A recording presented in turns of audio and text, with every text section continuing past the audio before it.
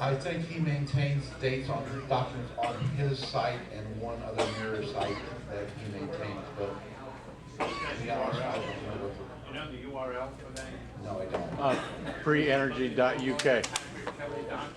No, actually, just look up, if you look up d9.pdf, that's it. That's all you need. There's a bunch of different locations that'll come up. d9.pdf, D is in dog, capital D, or chapter 10.pdf. That'll turn on a bunch of other stuff too, but that's d9.pdf.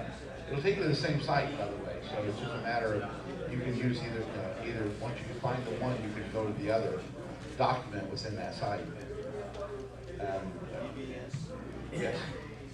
From what I understand, and I'm an engineer and I work in roads, our Federal Highway Administration administers millions and billions of dollars for motor fuel tax. Yes. It seems to me that until we come up with a different funding mechanism, there is no win here. The higher mileage you get, the less motor fuel tax. Right. So, Well, they already have a plan for addressing that. They want to change from the fuel tax base to a mileage base, yeah, where you would pay yearly based on what mileage you drove. And that's already been proposed, and it's already in testing in some areas. So, yeah. But they're still, even in those areas they're testing, they're still charging taxes on the fuel.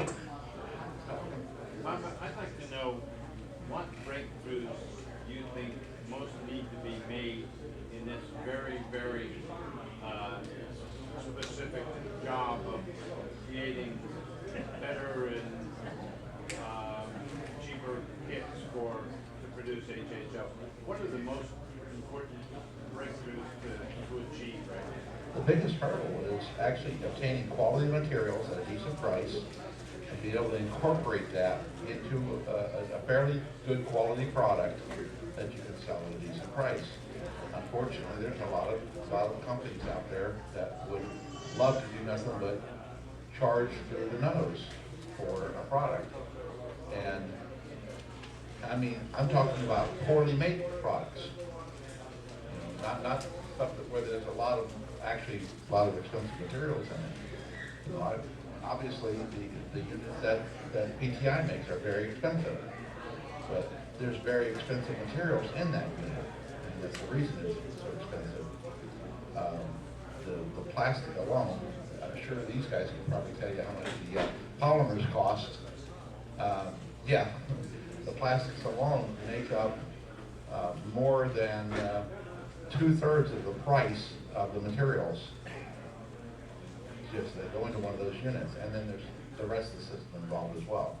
And using quality components, while you don't have to go to that extreme for these systems, but I mean, come on, don't use mason jars and stainless steel baling wire. I mean, that's just not something that's going to be good for the consumer. I mean, How about computers? controllers, you're talking about. Oh, the vehicle computers. Well, there's some companies out there that are coming out with some pretty decent products that are able to manage, mitigate some of the issues with the vehicle computers. I try not to get into that. I try to focus on the gas production myself and let those guys, they're the experts in their field, let them do that.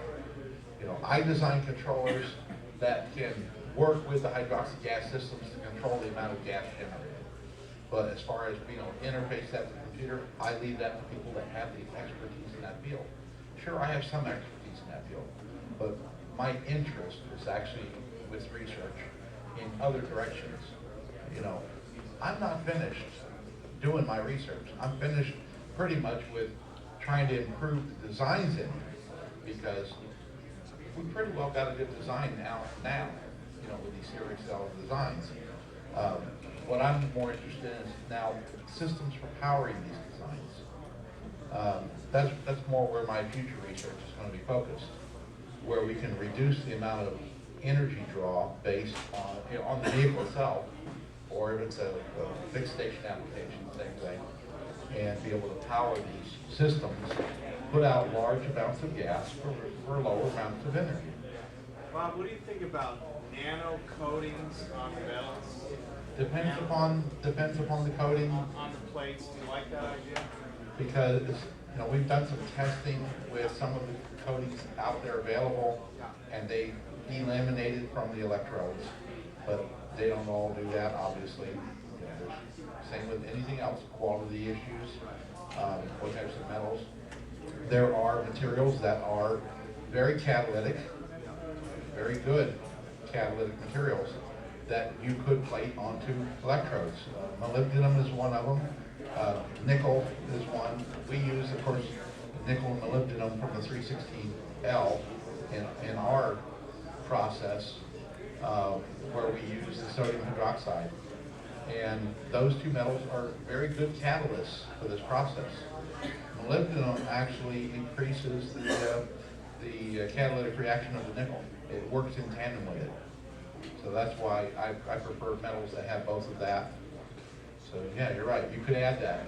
Another thing that I had tried, and that was actually adding a molybdenum powder to the electrolyte when I was doing my cleansing and conditioning process. And that worked just as well as adding, using a higher molybdenum content metal like 17L. But there are points at which you exceed the concentration required, the amount required, and it doesn't do any further improvement. So, yes. Interest of getting power from other sources in your car. I noticed over in the other building, a couple of young fellows from the Ukraine. Okay. They have on display their device, and they made a thermal electric panel. They're producing 60 watts off of a little piece of exhaust pipe. That is something that I thought about a month ago. Here it is at the show, these young fellows have got one running. They couldn't afford to buy the big CPAC models, they had to buy the little. But, They did it, right? they did it. Okay, yeah. And there's free power, because that's using what we have in ample supply, waste heat, and converting it directly into electricity with the CPAC effect. We'll argue that. Right. And there's your source of your electricity for your electrolysis. 3 amps. 3 amps is what they're. Yeah. Well, that's a real small amount, but it could be a lot. It's 3 amps at 60 volts. 30 volts. Or 30 volts, yeah. Yeah, there's all sorts of technologies available to us. A lot of them expensive.